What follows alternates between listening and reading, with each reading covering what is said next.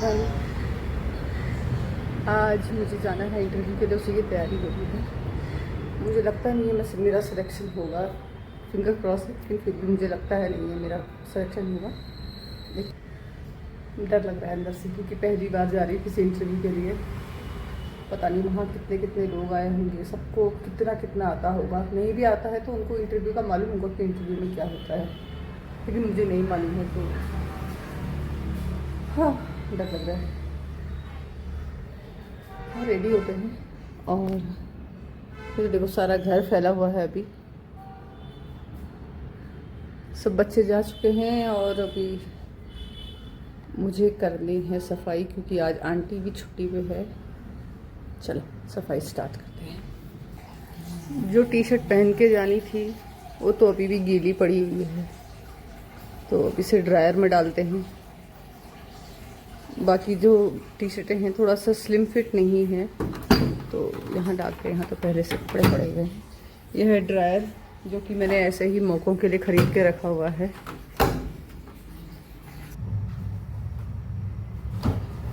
जाने के लिए जैसे ही तैयार हो रही थी मैं, तो मुझे याद आया कि भाई ये बेडशीट जो है बहुत दिनों से बिछी हुई है, और ऊपर से ये ऐसे प्लेन वाली बेडशीट थी जो बार बार खिसक जाती थी। मुझे बेड फिटेड वाली बेडशीट की आदत है, क्योंकि बच्चे कूदते रहते हैं तो वो फिसलती नहीं है ये वाली। इनमें साइड कॉर्नर जो है लॉक हो जाते हैं। तो फिर मैंने जल्दी से सोचा था आके करूँगी, फिर मेरे को ज़रा खुजली लगी कि अभी करके जाती हूँ, क्योंकि आने के बाद मेरे पास बहुत सारा काम था करने के लिए। खाना बनाना है और फिर बच्चों आने वाले थे, फिर मुझे योगा क्लास जाना था। तो फटाफट चेंज किया इसको मैंने। और जो बेडशीट थी ऑरेंज वाली, वो पुट्टापर्थी से लेके आई थी, और बहुत सस्ती मिलती हैं वहाँ। 200 रुपये में मिल जाती हैं उतनी बड़ी, मतलब किंग साइज़ की बेडशीट सिर्फ 200 रुपये में मिल जाती हैं। तो मैं जब भी उधर जाती हूँ तो वहाँ से बहुत सारी शॉपिंग और बेडशीट लेके आती हूँ। एक बर्तन और बेडशीट वहाँ बहुत सस्ती मिलती हैं। फिर मैंने तैयारी करने के जैसे ही जा रही थी, फिर छत में चली गई।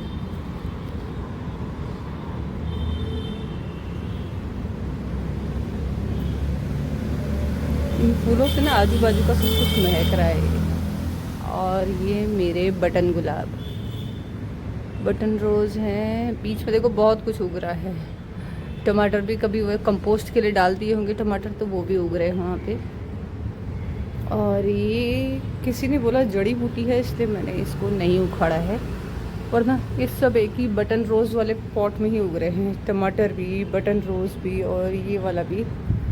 और ये मेरा एवोकाडो बेचारा अच्छी जगह पे लगा होता तो अभी तक इसमें एवोकाडो लग भी गए होते। 6 साल से पुराना हो गया है। ये भी हमारी तरह अटका हुआ है किराए के घर में।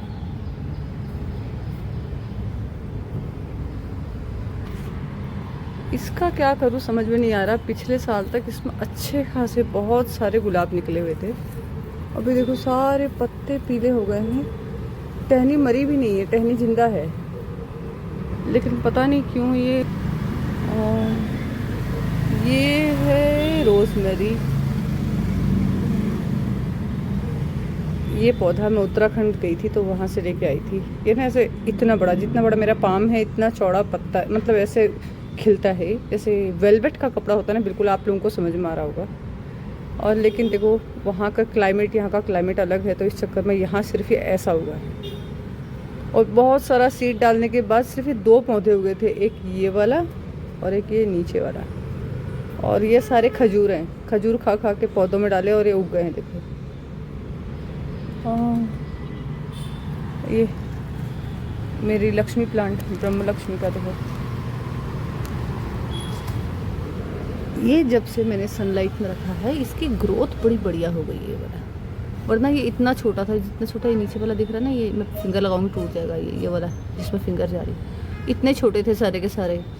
करीबन 15 दिन 20 दिन पहले मैंने यहाँ रखा था ये, और अब देखो।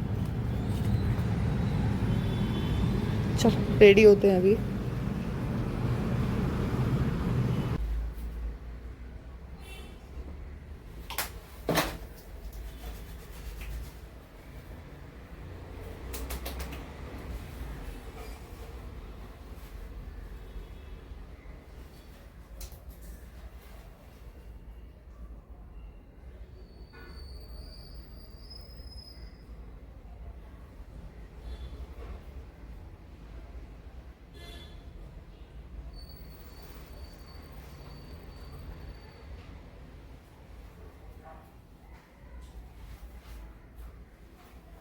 चलो चलो चलो।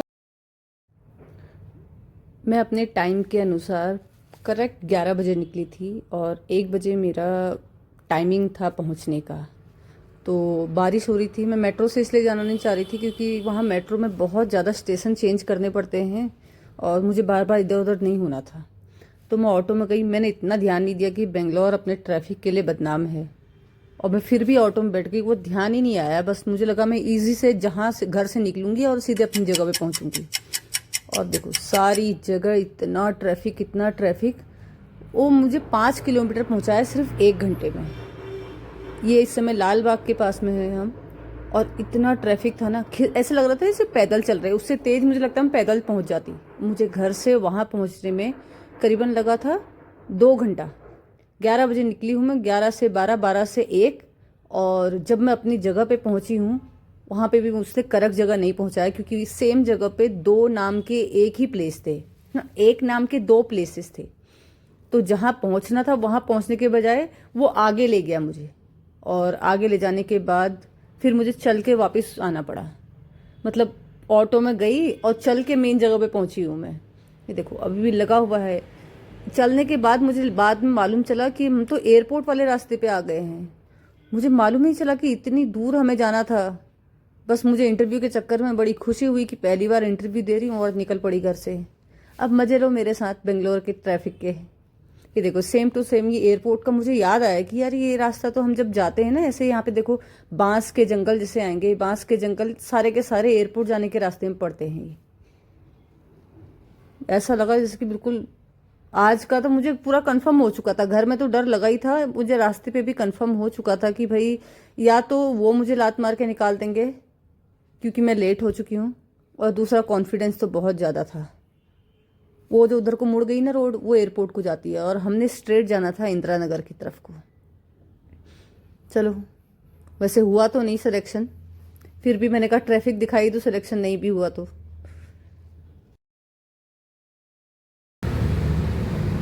आज की वीडियो में आपने देख तो लिया होगा कि बेंगलोर में ट्रैफिक किस लेवल तक है। आधे घंटे की जगह आप 2 घंटे में पहुंचते हैं, 2.5 घंटे में पहुंचते हैं, ये कम से कम।